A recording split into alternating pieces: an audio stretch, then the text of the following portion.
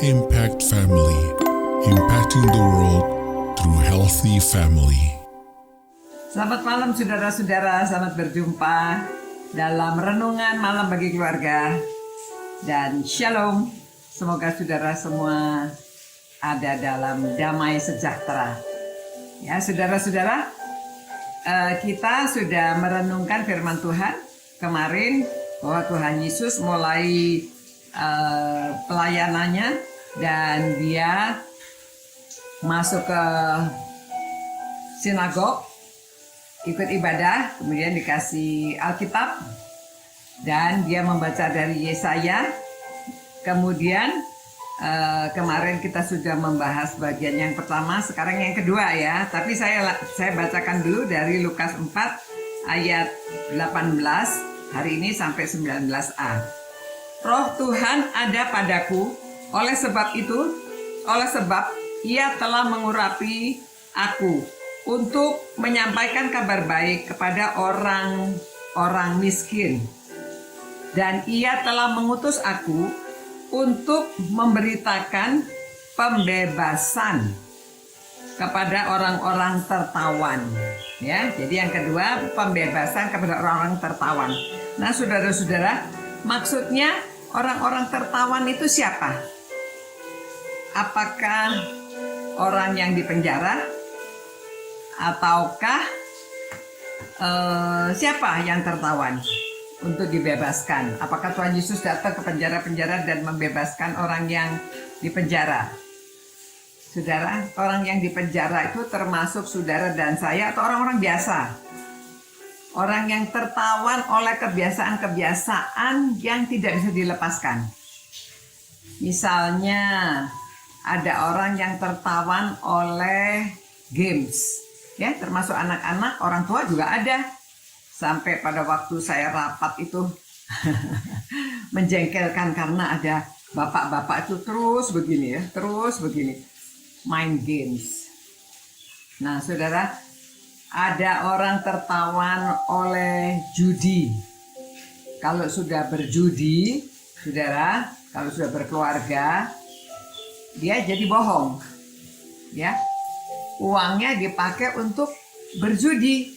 Nah, jadi kalau dia berjudi uangnya habis, kadang-kadang berjudi itu bisa menang, tetapi banyak kalahnya. Dan pada waktu dia kalah, dia marah-marah. Dia ingin mungkin menjual barang atau apa. Dan teman saya itu menceritakan temannya bahwa kasihan orang tuanya sampai akhirnya diusir dari rumah itu karena rumahnya digadaikan, akhirnya nggak bisa bayar, rumahnya harus dijual. Dan mereka harus pindah dari rumah yang besar ke tempat yang lebih kecil. Saudara, ada juga orang yang tertawan oleh pornografi.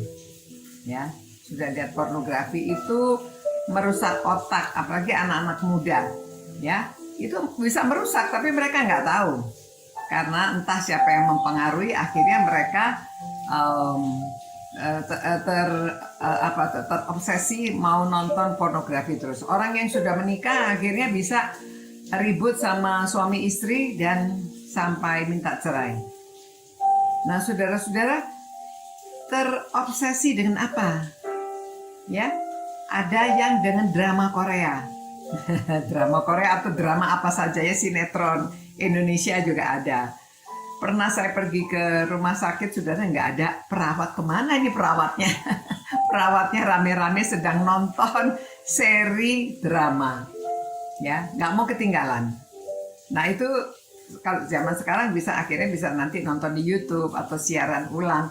Tapi zaman dulu itu harus jamnya nonton. Ya, sekarang juga kalau itu semua itu membuat kehidupan kacau. Jadi orang yang tertawan tuh harus dilepaskan. Jadi Tuhan Yesus datang itu diutus untuk membebaskan orang-orang yang tertawan. Ya, jadi orang yang hidupnya tidak bebas. Ada juga yang tertawan oleh emosi, selalu marah-marah. Ya, dia merasa tidak puas terus. Dalam keadaan apa saja selalu marah gitu. Itu juga ya. Tapi dalam Tuhan Yesus itu sebabnya saudara dan saya, Tuhan Yesus datang diutus untuk membebaskan orang yang tertawan. Jadi sekarang Tuhan Yesus sudah di surga, kita anak-anaknya ini punya tugas menyampaikan kepada orang-orang supaya mereka dapat terbebas dari tawanan itu. Itu sebabnya saudara dan saya ya, kita punya kewajiban untuk menyampaikan kabar baik kepada orang-orang supaya mereka tahu jalan kebenaran di dalam Tuhan Yesus dan mereka meninggalkan hidup yang lama. Kalau sudah kenal Tuhan, mereka berjalan menuju jalan yang baru. Yang lama dimatikan, yang hidup dalam hidup baru. Itu sebabnya kita mesti lahir kembali, ya, dilahirkan kembali. Karena kita sudah mengundang Yesus masuk ke dalam diri kita, Roh Kudus akan memimpin hidup kita dan kita bisa hidup baru. Ya, saudara-saudara, mari kita menjalankan tugas. Kita diutus oleh Tuhan Yesus untuk pergi jadikan semua bangsa itu muridnya. Jadi kita menjadikan supaya orang-orang itu menerima kabar baik.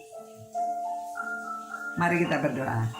Tuhan, biarlah Tuhan kami menerima tugas yang Tuhan berikan kepada kami. Kami harus menyampaikan kabar baik supaya orang-orang dapat dibebaskan dari tawanan. Terima kasih Tuhan, dan biarlah kami dapat melakukan tugas yang Tuhan berikan dengan baik. Demi nama Tuhan Yesus, kami berdoa. Haleluya. Amin. Ya, saudara-saudara. Amin. Selamat malam, selamat beristirahat. Mari kita menjalankan tugas membebaskan orang yang tertawan. Sampai berjumpa pula. Tuhan berkati, Tuhan pelihara saudara. Ciao. Impact Family, impacting the world through healthy family.